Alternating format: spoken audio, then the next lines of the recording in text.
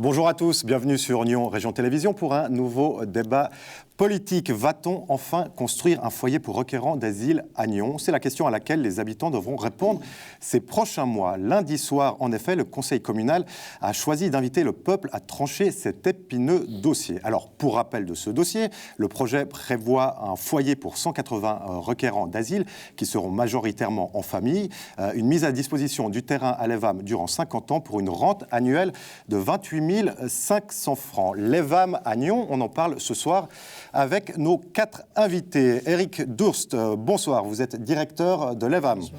Sacha Saldini, bonsoir, vous êtes conseiller communal UDC. Pierre Vallone, conseiller communal Vert, bonsoir. Bonsoir. Patrick Boux, vous êtes conseiller communal Vert libéral. Messieurs, merci d'avoir accepté cette invitation. On va tout de suite entrer dans le bain avec un petit reportage sur ce qui s'est passé lors de la séance du conseil communal de lundi soir. C'est la meilleure des décisions. On voit que ce préavis a suscité beaucoup d'émotions, tant vis-à-vis des politiques que des citoyens. On a une pétition qui a été signée par près de 1000 habitants. On voit qu'on a proposé, j'ai rédigé deux postulats qui ont été déposés, qui sont aux mains de la municipalité, qui demandent 2 solutions, un plan B et un plan C, pour répondre à la loi sur l'accueil des requérants d'asile. Maintenant, on attend des réponses. Je pense que les citoyens vont pouvoir décider eux-mêmes de ce que va advenir cette parcelle, et j'espère qu'ils prendront la meilleure décision. Le système démocratique veut que les conseillers communaux soient élus pour prendre des décisions, et que si ces décisions doivent être contestées, que la population se mobilise, récolte des signatures pour faire aboutir un référendum. Donc je ne comprends pas très bien ce système qui voudrait qu'au motif de déplaire à la population, je crois que c'est un peu la question des opposants, on soumet cette question au peuple. Nous avons nos responsabilités d'élus, nous avons voté, que ceux qui ne sont pas d'accord se manifestent, récoltent des signatures pour soumettre la question au peuple si nécessaire. Il y a eu énormément d'amendements, pourtant tout le monde savait qu'il y aurait ce référendum spontané au sein du Conseil, ou plus ou moins tout le monde. Pourquoi n'être pas passé directement à ce référendum spontané? Il fallait épuiser le débat? Alors c'est la procédure. On ne peut demander le référendum spontané que lorsque le vote est terminé. Donc il fallait passer par tout le débat et les amendements étaient là pour essayer de sauver ce qui aurait pu être sauvé, à savoir le montant de la rente et la durée du DDP. L'UDC a déjà dit dès le départ où le projet a été déposé qu'elle attaquerait le projet en référendum s'il passait au sein du Conseil. Ce qui était étonnant, c'est d'avoir le parti indépendant, les Verts libéraux, qui, à mon sens, ont peut-être manqué un tout petit peu de courage politique sur la question. Ils ont énuméré énormément de questions, de procédures, de droits qu'on donnait au canton ou autres. Et malgré les très très bonnes réponses données par Maurice Gay, municipal PLR, qui les ont fait élire à la municipalité, ils ont décidé de refuser ce projet. J'avoue avoir un peu d'incompréhension à leur égard. Est-ce que les élections se sont à nouveau invitées dans les travaux du Conseil, de même que lors du premier vote sur le chauffage à distance qui a été revoté ce soir? Oui, malheureusement oui. Pas les élections communales cette fois, mais les élections cantonales. Je crois qu'il faut dire une chose un peu clairement. Tant la gauche que la droite avaient envie d'en découdre. Et envie d'en découdre sur cette partie-là. Et ils ont gagné, ils vont en découdre avec un référendum. Techniquement, comment ça va se passer? Comment se passe un référendum spontané? Alors maintenant, la municipalité devra définir une date pour le référendum et puis il y aura des arguments pour et contre ce sujet toujours sur l'octroi, cette location de terrain en fait à l'EVAM, et puis la population devra se prononcer par rapport à la décision, en fait, de confirmer ou non la décision du Conseil, qui était positive. Vous avez déjà réfléchi à des pistes? On a appris que vous discutiez déjà de référendum spontané en municipalité cet après-midi, donc quelles sont ces pistes qui pourraient être ouvertes? Non, alors je ne vous en parlerai pas aujourd'hui. Je crois qu'une chose après l'autre, pour l'instant, on va se concentrer sur ce DDP EVAM, faire en sorte que la population accepte ce DDP, et puis les autres projets sera pour la suite. Mais ces pistes existent? Elles existent.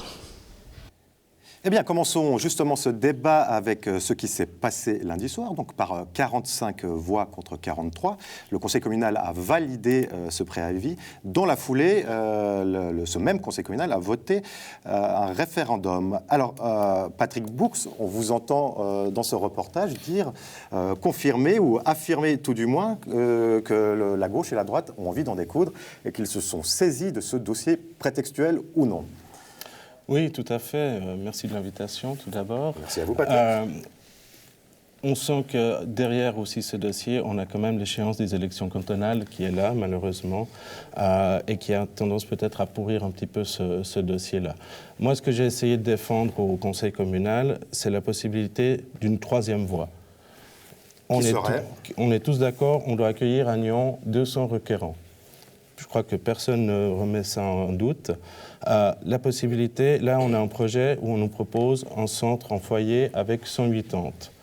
Moi, ce que je dis, c'est que 108 tentes, on a eu une pétition de 1000 habitants. Absolument. Et on voit qu'il y a quand même un certain nombre de peurs qui sont ici. De dire, on garde cette parcelle et on fait un foyer plus petit. On fait un foyer, par exemple, de 80 places, ce qui était le cas au TIN, dans le projet de 2013. Qui est devenu entre-temps un OMS. Voilà, on avait un projet avec 78 places. On fait un foyer sur cette parcelle de 80 places. On essaye de mettre de la mixité, c'est-à-dire d'autres choses, pour aussi permettre une meilleure intégration. Et on met le reste ailleurs dans la ville. On a d'autres endroits où on peut loger Patrick des Bourx, migrants. on y reviendra sur les alternatives à ce projet. Je voulais juste un petit peu rester sur la stratégie politicienne qui s'est produite lundi soir. Pierre Wallon, comment vous analysez ça? On vous entend dire qu'il n'y a pas de raison fondamentalement, une fois que le Conseil communal a voté, qu'on redélègue cette compétence au peuple, surtout pas de manière automatique. Absolument. D'abord, je veux dire que le projet a été soutenu par la gauche, mais aussi par la droite. Alors, moitié du PLR a priori. Au Conseil communal, il y a une majorité de droite. Si la droite était unie contre le projet, ça veut dire que le projet aurait été refusé. Le projet était accepté parce que la gauche s'est mobilisée et qu'une partie de la droite a suivi effectivement pour soutenir le projet. Sacha Soldini, c'est vous qui avez demandé, qui avez eu l'honneur de demander au Conseil communal de passer à ce référendum spontané. Pourquoi ne vous êtes-vous pas contenté, vous, l'UDC, d'aller récolter les signatures, de faire un référendum en votre propre nom, ou au nom de la droite? Alors écoutez, oui, on a aussi évoqué cette possibilité si le référendum spontané ne passait pas la rampe du Conseil communal. Maintenant, juste pour répondre à M. Wallon, le référendum spontané, c'est un règlement qui autorise le Conseil communal à procéder ainsi. C'est règlement 80. Vous avez toujours le loisir de faire une motion, si vous voulez, pour essayer de modifier le règlement communal. Je ne suis pas sûr que je vous soutienne, mais je pense que ce n'est pas la première fois qu'on utilise ce genre de procédé. On voit à Rolle, ils l'ont utilisé également. Le lendemain de Lyon. Exactement. Maintenant, concernant la façon de faire, je pense qu'avec un référendum spontané, l'avantage est qu'on pourra arriver à la votation de l'objet plus rapidement qu'en demandant des signatures. À savoir que demander des signatures pour ce genre de sujet, c'est extrêmement compliqué et périlleux. Je dis périlleux parce qu'il peut y avoir des risques de dérapage. Dérapage verbal. Si je vous entends bien, vous voulez apaiser cette votation. Voilà, exactement. Qu'on arrive le plus rapidement possible à une prise de décision du corps électoral nyonnais afin qu'on puisse passer, entre guillemets, j'ai envie de dire, à autre chose sur cette problématique, trouver d'autres solutions. Alors, pour passer à autre chose, il faudra qu'on puisse connaître la date de votation et on ne la connaît pas encore. Ça risque d'être un petit peu plus tard que ce qu'on pensait.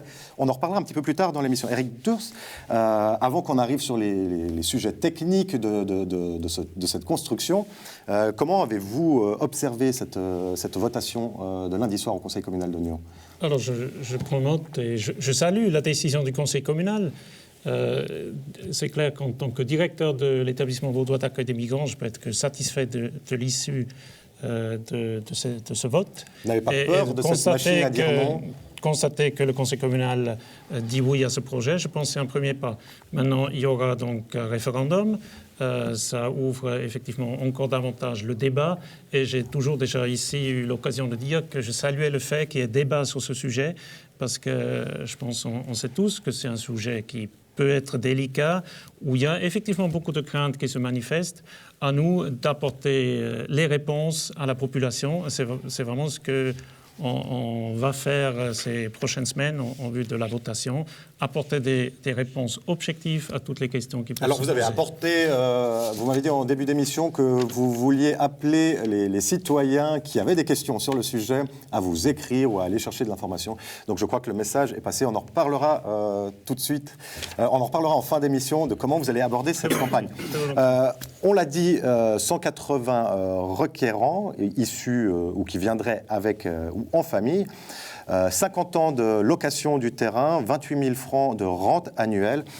Parmi ces critères, il y a des choses, messieurs, je me tourne vers vous, qui vous déplaisent. Alors par lequel voulez-vous commencer? Est-ce que la rente de 28 000 francs annuels de DDP, de droit de superficie, qu'encaisserait la ville de Nyon par l'EVAM est insuffisante? Sacha Soldini. On peut dire qu'il est assez faible par rapport à ce qu'encaisse la ville actuellement, à savoir que la ville encaisse quand même quelque chose sur cette parcelle. Il y a des places de parc, il y a des locaux qui sont loués à des sociétés locales. Donc elle gagnerait moins avec l'EVAM Si on part qu'actuellement. sur les décisions du préavis, oui. Alors effectivement, il y a une discussion qui a eu lieu en commission, comme quoi on pourrait éventuellement adapter cette rente. On parle autour des 45 000 francs par année, mais ça reste quand même une rente très faible pour un immeuble construit sur une parcelle aussi bien située. Alors, aussi bien située, oui, mais pas en zone de logement. On ne peut pas y construire des logements. C'est une zone d'utilité publique. C'est une zone d'utilité publique. Alors effectivement, la question demeure toujours si on a le droit de mettre un centre pour un foyer pour les VAM. C'est une question qui avait été soulevée lors du préavis 121 au TIN à l'époque. Maintenant, effectivement, en passant par un plan d'affectation cantonale, ça va faciliter les choses pour le canton. La commune n'aura plus grand-chose à dire par rapport à la suite de la procédure. Oui, maintenant, il y a une deuxième solution, ça serait de passer par un remaniement parcellaire communal. Ça prendra un peu plus de temps, mais on pourrait imaginer autre chose sur cette parcelle qui pourrait aussi bénéficier à l'EVAM. Alors, cette autre chose, on l'évoquera peut-être avec vous, Patrick Boux, plus tard. Ça pourrait être des modules pour étudiants. J'aimerais d'abord vous faire réagir. Alors, Eric Durst ou Pierre Wallon, 28 000 francs ou 28 500 francs par année, est-ce que c'est trop faible? Est-ce que la ville de Nyon est là pour rentabiliser, pour faire de l'argent? Tout argument était bon lundi soir, et ça continue aujourd'hui, pour critiquer ce projet. D'un côté, on reproche à ce bâtiment d'être pas assez construit correctement, d'être pas assez luxueux, d'être préfabriqué. Et puis de l'autre, on aimerait augmenter la rente. Et puis diminuer le temps de location. En augmentant la rente, on va prendre de l'argent qui ne sera pas mis à destination de la construction. De la même manière, si on réduit la période de location, l'investissement devra se concentrer sur 30 ans plutôt que 50 ans. Donc c'est toute une série d'arguments un peu fallacieux il y a eu des amendements qui ont été largement refusés lundi soir pour essayer de démontrer que ce projet serait mauvais de tout part. Alors il faut bien l'admettre, les amendements ont été balayés, effectivement. Je rebondir sur ce qu'a dit M. Wallon, à savoir le foyer des Cubes Blancs. Peut-être M. Durst pourra nous en parler. Vous venez d'ouvrir un foyer dont vous êtes dans le canton et le maître d'ouvrage, pour une période de moins de 10 ans, avec un investissement d'à peu près 9 millions de francs. Donc je pense qu'il faut quand même rester sur terre. Si on avait descendu le DDP à 30 ans, si l'amendement avait été accepté, effectivement qu'il y aurait eu cette possibilité, mais ça ne vous aurait pas non plus détruit le projet. Eric Durst. On souhaitait avoir des constructions de qualité, reprocher Cublanc, c'était reprocher aussi d'être des containers indignes, et puis vouloir réduire le temps de location. Alors, il faudrait qu'Eric Durst puisse s'exprimer sur cette affaire, sur ce parce qu'il me semble qu'il y a construction plusieurs points que nécessitent et méritent clarification. Je vous en prie. Premièrement, le foyer Écublanc qui va ouvrir très prochainement, il n'est pas du tout construit au rabais. Il répond à l'ensemble des normes architecturales, de construction, etc., qui sont en vigueur, donc il est parfaitement conforme. Concernant le projet ici à Nyon, à ce stade, à ce jour, nous n'avons pas encore de projet d'architecture, donc on ne sait pas du tout encore à quoi ressemblera mais a priori, un futur bâtiment. C'est à peu près les mêmes genres, ou bien vous allez totalement innover? Si vous regardez le foyer d'Écublanc, vous allez voir une façade qui était conçue pour le site d'Écublanc. La façade ici peut être complètement différente. Ce sont des éléments qu'aujourd'hui on ignore. Ça, c'est un premier point. Alors, le deuxième point, je vous par donne la parole rapport tout de suite. à la redevance, moi je suis tout à fait ouvert, disons, à la discussion avec la municipalité. Maintenant, c'est la municipalité qui a fait le préavis, c'est pas l'EVAM qui a fait le préavis. Donc le montant qui figure dans ce préavis, d'après les informations que la municipalité m'a données, correspond aux montants que généralement sont facturés en cas de droit de superficie. Ce qu'il ne faut pas oublier dans un droit de superficie, c'est qu'à l'issue de la période, le bâtiment revient au propriétaire du terrain. Et ça, il ne faut pas oublier dans la fixation du prix de location du terrain. Alors, Sacha Soldini, vous voulez répondre parce qu'il y a justement cette histoire de... DDP, par rapport à l'octroi du DDP, effectivement, quand la commune octroie un DDP, on a un petit peu des garanties sur le bâtiment qui sera construit sur la parcelle, hein, ça se fait. Là, on a l'impression, vous l'avez dit dans le journal, vous venez de le répéter, que le projet sera finalisé et présenté une fois que le conseil communal aura accepté de vous octroyer ce DDP. Je n'ai pas souvent l'habitude d'accorder des DDP pour, entre guillemets, excusez-moi, mais un paquet surprise. On ne sait pas vraiment à quoi va ressembler le bâtiment et ça me dérange beaucoup. Patrick Boux, c'est ce que vous disiez lundi soir également, c'est-à-dire signer un chèque en blanc pour l'EVAM qui signerait une convention avec la ville de Nyon, une convention sur laquelle le législatif que vous représentez ne pourrait absolument rien redire. Qui signerait une convention. Qui signerait, on s'entend. Généralement, les commissions aiment bien avoir les conventions signées. Ça n'a pas été le cas. Encore une attaque à... C'est pas un chèque en blanc, en l'occurrence. C'est pas un chèque en blanc à l'EVAM, puisqu'il y a une convention qui va être établie, et c'est la municipalité qui a la responsabilité de rédiger et de signer cette convention avec l'EVAM. Mais vous, Pierre Vallone, n'avez pas peur d'une certaine opacité de cette convention? Mais on ne peut pas... D'abord, il faut que les rôles de chacun, du législatif, l'exécutif, soient clairement répartis. Et puis, on ne peut pas élire à la municipalité, porter une majorité à la municipalité pour ensuite juger ces personnes incapables de défendre correctement le droit des Nyonnais. Ces soupçons qui pèseraient sur la municipalité et sur la municipalité actuelle, d'autant plus de droite, j'ai peine à comprendre. Patrick Boux ou Sacha Soldini, justement, vous avez une majorité à l'exécutif. Oui, mais tout à fait. Je respecte le travail de Maurice Gué dans ce dossier. C'est un travail collégial. C'est un dossier qui a été déposé par Mme Fabienne Frémaux-Canton à quelques jours de quitter le service de l'urbanisme. Donc effectivement, il a porté ce dossier, j'ose presque dire, comme une mère porteuse. Mais simplement, on a le droit d'avoir nos opinions. On n'est pas forcément toujours du même avis que ses collègues, en l'occurrence du centre droit. Mais ce n'est pas pour ça qu'on doit dire oui à des projets qui ne nous plaisent pas. Éric Dours d'abord, Patrick Boux ensuite. Voilà, tout d'abord rappeler que ce fameux chèque en blanc, en fait, c'est pas... OK, c'est l'octroi d'un droit de superficie, mais après, il y a d'autres procédures qui viennent par la suite. Donc, l'adoption, tel que c'est prévu aujourd'hui, d'un plan d'affectation cantonale où la commune a son mot à dire, elle doit obligatoirement être consultée. Donc, ça veut dire que la municipalité peut faire valoir ses points de vue. Et ensuite, l'octroi du permis de construire qui est de la compétence de la municipalité. De toute manière, quelles que soient les autres procédures, en fin de compte, le permis est octroyé par la municipalité dans tous les cas. Et donc ces procédures-là, ils restent avec des droits d'opposition, de recours, etc. Patrick Boux, vous vouliez nous éclairer, dites-nous tout. Oh, pas vous éclairer, juste donner un petit peu mon point de vue. Effectivement, on se trouve dans une situation où lundi soir, on votait, comme j'ai dit, un chèque en blanc, c'est-à-dire qu'on vote en DDP sur une parcelle sur laquelle on n'a pas encore de plan de quartier effectué.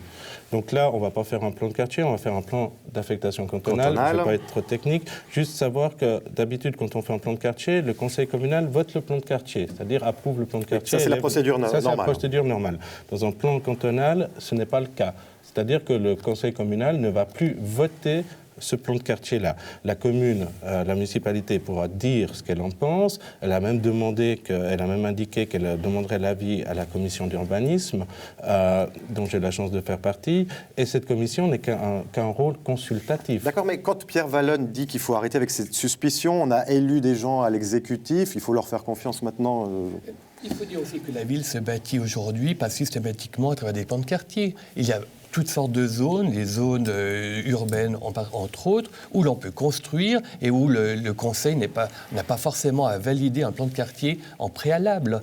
Donc, il y aura des possibilités, autant au moment du plan d'affectation cantonale que du permis de construire, de faire des oppositions à ces documents. Et donc, il y a encore, malheureusement, d'une certaine manière, un long processus et qui permettra aux opposants de se manifester à tous les moments. Très bien. J'aimerais revenir encore sur une chose, le maintien en état du bâtiment. C'est-à-dire que là, on part pour 50 ans. Il se dit qu'après 30 ans, il faut rénover un bâtiment. Vous avez l'impression que ce ne sera pas nécessairement le cas, que l'EVAM ne va pas s'y employer et qu'au final, dans 50 ans, on va récupérer un bâtiment hors d'état. Est-ce que je résume bien la posture? Effectivement, ce qui a été mentionné, c'est un risque. On sait très bien qu'au bout de 30 ans, les bâtiments, ça vieillit, il faut les entretenir. C'est le canton qui doit financer ces entretiens. Alors si on peut se réjouir qu'au bout de 50 ans, la ville récupérera un bâtiment, j'émets quand même 2-3 doutes sur l'état du bâtiment, mais j'aimerais qu'on parle aussi, dans ce débat, si c'est possible, des postulats qui ont été déposés. Alors, Sacha Soldini, si on résume, vous voudriez, comme alternative à la construction d'un centre, vous voudriez que la ville puisse négocier avec les promoteurs immobiliers pour créer plus d'appartements destinés à ces requérants d'asile. Voilà, comme ça a été dit aujourd'hui, je crois que tout le monde est acquis à la cause qu'il faut accueillir des gens à Nyon. Maintenant, il y a plusieurs solutions pour accueillir les gens à Nyon. Monsieur Durst pourra également nous en parler. Je sais qu'actuellement, vous avez 3670 requérants d'asile dans des appartements dans le canton de Vaud. Vous avez aussi le concept Un village, un migrant qui accueille actuellement 883 personnes dans des appartements privés. C'est les données que j'ai prises sur votre site internet, c'était les données du mois de décembre, elles sont à jour depuis le mois de décembre. Et je pense que c'est une alternative qu'il faut essayer de creuser au maximum. J'ai posé 2 postulats. Un postulat qui demande de négocier lors d'octroi de DDP à des coopératives un pourcentage d'appartements pour les VAM, et un autre postulat qui demande, dès la création du plan de quartier et discussion sur le plan de quartier, de négocier avec les promoteurs privés pour mettre à la location de l'EVAM des appartements. Et j'aimerais bien avoir l'avis de M. Durst là-dessus. Monsieur Durst, on vous demande votre avis. Alors, j'ai déjà eu l'occasion de le dire ici même, et je le répète très volontiers. Les propositions de M. Soldini sont très intéressantes, et d'ailleurs, c'est quelque chose que nous faisons déjà à travers l'ensemble du canton. Alors, et à Nyon aussi, il y a 12 appartements, si je ne me trompe pas. Il faut arrêter d'opposer l'hébergement en appartement avec la solution en foyer. Nous avons besoin de foyer et nous avons besoin d'un foyer à Nyon ou en tout cas dans la côte, parce que la côte est vraiment une des régions du canton avec une présence de requérants d'asile beaucoup moins forte qu'ailleurs et une demande, une attente de la part de l'ensemble du canton d'une répartition équitable. De quoi s'agit-il simplement? D'accueillir des personnes humaines. C'est simplement ça. Donc, arrêtons d'opposer différentes solutions. Les deux solutions sont complémentaires. La proposition de Sacha Soldini, noble, évidemment, généreuse, est-ce qu'elle est réalisable, réaliste face à la situation d'aujourd'hui? Pierre Vallone? Mais clairement pas. Le premier postulat pour les coopératives, il a été déposé il y a 3 ans. On a fait un seul DTP, et c'était il y a 4 ou 5 ans pour le stand, pour une coopérative. Donc il va falloir encore attendre 5 ans pour éventuellement trouver une coopérative, la possibilité d'octroyer un DTP de coopérative. Et l'autre, la nouvelle mouture. Aujourd'hui, la ville a négocié avec les promoteurs d'auto-plan de quartier 25% de logements d'utilité publique. Oui. Ça veut dire que la proposition de M. Soldini viendrait se surajouter aux 25%. Et donc, il y a un moment, ça sera simplement plus possible. On ne peut pas demander aux promoteurs d'assumer ces charges-là. Et s'ils acceptent aujourd'hui, parce qu'ils en ont quelques avantages... Alors, quelle charge? Attention, si les promoteurs mettent des appartements à disposition de l'EVAM, ça ne sera pas subventionné. Ça sera des loyers libres. Ça ne sera pas des loyers libres, parce que les VAM, et vous le savez très bien, et ça sera un motif pour vous y opposer, ne peut pas payer des logements au prix du marché nyonnais. C'est évident. Mais c'est une réalité pour les habitants de la région de la Côte. C'est une réalité pour tout le monde. Désormais 25% de logements d'utilité publique. Ça prendra plus de temps.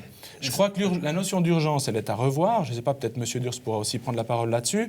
Il me semble qu'il y a des diminutions dans les statistiques de l'EVAM. Effectivement, on a connu des pics. On a actuellement environ à 6360 requérants dans le canton. Il faut savoir que dans la fin des années 90, le canton de Vaud a dû absorber environ 10 000 requérants d'asile suite au problème à la guerre des Balkans. Dans tous les cas, la priorité, c'est de fermer les abris PC. Mais oui, c'est ça l'urgence. L'urgence, c'est aujourd'hui. C'est 60 personnes qui dorment dans des abris, qui sont expulsées à 8 h le matin, qui peuvent pas se tenir debout dans un lit, qui vivent pendant 2 ans dans des conditions qui ne sont pas possibles. Patrick Vaux, s'il vous plaît. Oui, je reconnais, ce débat me dérange beaucoup. Et on voit bien quelle va être la campagne. Et ça va durer. Et ça va durer, malheureusement. C'est que d'un côté, on a des gens qui disent...